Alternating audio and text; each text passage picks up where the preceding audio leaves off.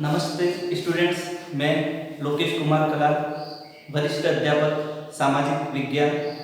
और आज से हम ऑनलाइन क्लासेस शुरू कर रहे हैं सामाजिक विज्ञान की। ठीक है, इससे पहले अपने मैथ की क्लासेस शुरू हो चुकी हैं और इसको ज़रूर देखें। ठीक है, तो आज हम जो महत्वपूर्ण टॉपिक है, ठीक है, उसको शुरू करने जा रहे हैं। जो पांचवा महत्वपूर्ण टॉपिक है और ज़्यादा मार्क्स का भी है, तो ये टॉपिक का नाम है लोकतंत्र।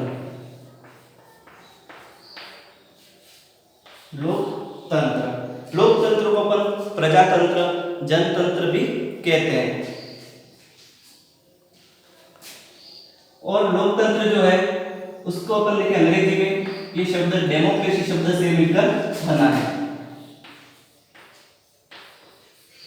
अंग्रेजी का डेमोक्रेसी शब्द का अर्थ क्या होता है? लोकतंत्र। और डेमोक्रेसी जो है वो ग्रीक भाषा का शब्द है और ये ग्रीक भाषा के दो शब्द से मिलकर बना है। एक तो है डेमोस और दूसरा है क्रेटिया। दो शब्द डेमोस और क्रेटिया शब्द से मिलकर बना है, जिसमें डेमोस का अर्थ होता है जनता और क्रेटिया का अर्थ होता है शक्ति। तो इसका अर्थ हो गया जनता की शक्ति। तो डेमोक्रेसी का जो अर्थ है वो क्या है? जनता की शक्ति। ठीक है, तो ये क्या है? डेमोक्रेसी। और इसमें अपन देखें जो डेमोक्रेसी है, लोकतंत्र है, उसके विभिन्न रूप हैं, जिसमें अपन देखें महत्वपूर्ण जो रूप है, एक तो जो है राजनीतिक लोकतंत्र, इसके बाद है सामाजिक लोकतंत्र,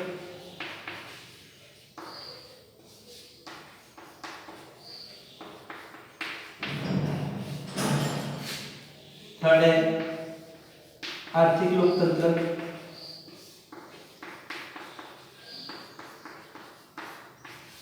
और फोर्थ है नैतिक लोकतंत्र।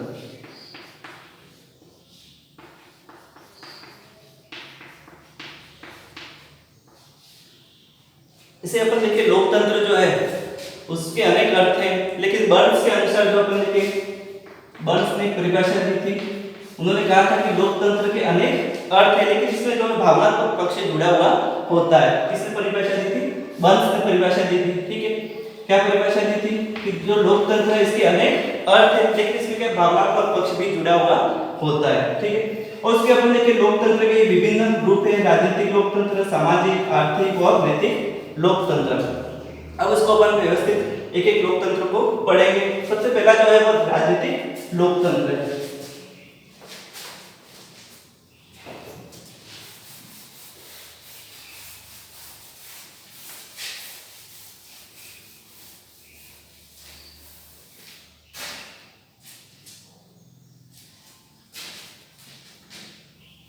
ठीक है, इस लोकतंत्र में अपन देखिए अन्य अर्थ भी निहित होते हैं। ठीक है, इसमें अपन देखिए नीति से संबंधित निर्णय जो होते हैं उसमें सम्मिलित होते हैं। उसके अपन देखिए जो सिद्धांतों का समूह है वो भी इसमें निहित होता है। ठीक है, तो इसमें अपन सबसे पहला जो लोकतंत्र है उसको पढ़ रहे हैं। सबसे पहला लोकतंत्र का रूप है कौन सा है?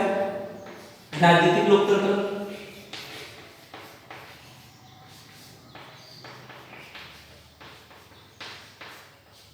राजनीतिक लोकतंत्र को अपन देखिए पहले व्यक्तिवादी लोकतंत्र भी कहते थे। व्यक्तिवादी लोकतंत्र भी कहते थे इसे। और उसके बाद अपन देखिए उदारवादी लोकतंत्र के नाम से भी जानते हैं उसको। ठीक है, और ये पश्चिमी देशों से लोकतंत्र आया था, इसलिए इसे पश्चिमी लोकतंत्र भी कहते हैं। किस देशों से आया था? पश्चिमी देशों से आया था, इसलिए इसे पश्चिमी लोकतंत्र भी कहते हैं। और मार्क्सवादियों ने इसे पूंजीवादी लोकतंत्र कहा है। और मार्क्सवादियों ने इसे कौन सा लोकतंत्र कहा है? पूंजीवादी लोकतंत्र कहा है। ठीक है, तो ये इसी के लोकतंत्र के रूप में इसे अपन देखिए व्यक्तिवादी लोकतंत्र भी कहा है। ठीक है, इसे उदारवादी लोकतंत्र भी कहते हैं। और ये पश्चिमी देशों से आने के कारण से पश्चिमी लोकतंत्र, और मार्क्सवादियों ने इसे पूंजीवादी लोकतंत्र कहा है। ठीक है, राजनीतिक लोकतंत्र को अपन दो रूपों में देख सकते हैं। एक तो है राज्य के रूप में, राज्य के रूप में लोकतंत्र,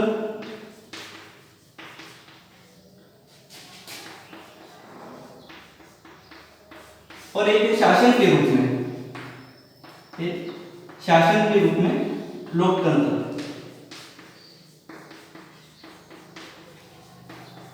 एक तो है राज्य के रूप में और दूसरा है शासन के रूप में लोकतंत्र। इसे अपन कहते हैं लोकतांत्रिक राज्य,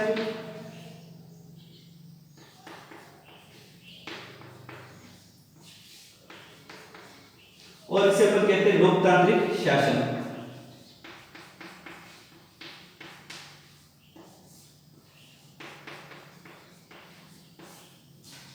जिसमें अपन देखें लोकतांत्रिक राज्य क्या है, इसमें जो प्रभु सत्ता जो निहित होती है वो जनता में ही निहित होती है। संपूर्ण जो सर्वोच्च शक्ति जो निहित है वो किसमें निहित होती है, जनता में निहित होती है। और लोकतांत्रिक राज्य में अपन देखें तो इसमें जो है वो सरकार बनाने का कार्य भी जनता के द्वारा किया जाता है, ठीक है, उसको नियंत्रण करने का कार्य भी जनता के द्वारा किया जाता है। और उसके साथ ही अपन देखें उसको पदच्युत करने यानी उसको हटाने का अधिकार भी किसको होता है, जनता को ही होता है। तो उसे अपन कहते हैं लोकतांत्रिक राज्य। और ये मुख्यतः अपन देखें सैद्धांतिक है, और इसी का जो व्यवहारिक रूप है वो क्या कहलाता है, लोकतांत्रिक शासन कहलाता है। ये क्या है, व्यवहारिक रूप जो होता है लोकतांत्रिक राज्य का ही व्यवहारिक रूप जो है वो क्या है, लोकतांत्रिक शासन है।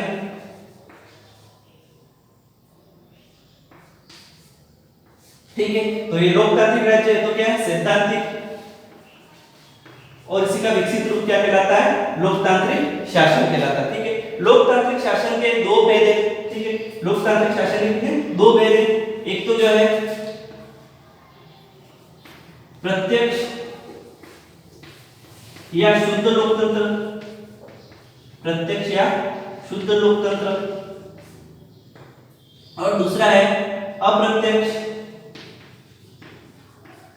या प्रतिनिधि लोकतंत्र।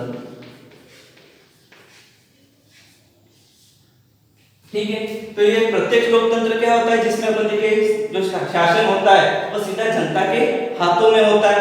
और अप्रत्यक्ष लोकतंत्र जो है वो प्रतिनिधि के माध्यम से जनता जो अपना प्रतिनिधि चुनती है और वो शासन होता है, वो क्या कहलाता है, अप्रत्यक्ष लोकतंत्र। इन दोनों में डिफरेंस जो है वो अपन आगे पढ़ेंगे बाद में। ठीक है, उसके बाद अपन देखें अप्रत्यक्ष लोकतंत्र जो है उसके भी दो रूप हैं। ठीक है, अप्रत्यक्ष लोकतंत्र के दो रूप हैं, कौन कौन से, एक तो जो है संसदात्मक या संसदीय व्यवस्था,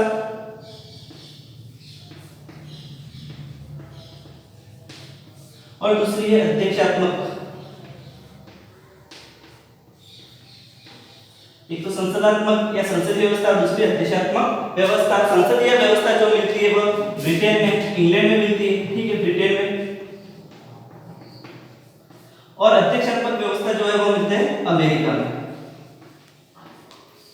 ठीक है, तो ये कौन सा हो गया, राजनीतिक लोकतंत्र। ये किसका डिस्क्रिप्शन है, राजनीतिक लोकतंत्र। ठीक है, इसको एक बार और कंप्लीट कर लेते हैं। ठीक है, आगे अपन नेक्स्ट जो तीन और लोकतंत्र के रूप बचते हैं, जैसे जो है सामाजिक लोकतंत्र, आर्थिक लोकतंत्र और नैतिक लोकतंत्र, वो आगे की कक्षा में अपन पढ़ेंगे। धन्यवाद।